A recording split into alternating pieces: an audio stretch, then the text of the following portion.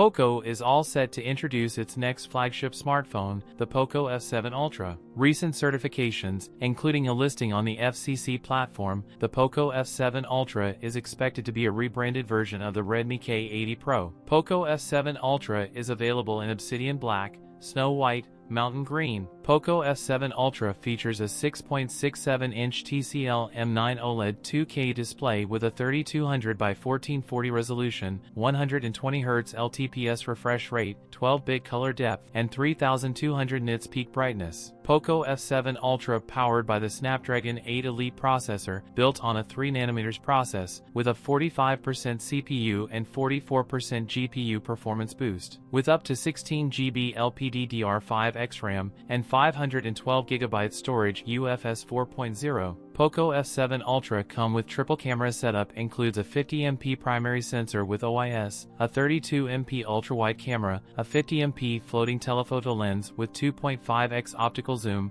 and 20MP front camera. Poco F7 Ultra has a 6000 mAh battery with 120W wired and 50W wireless charging. That's it for today's video. If you enjoyed it, don't forget to like, comment, and subscribe for more content. Thanks for watching, and I'll see you in the next one.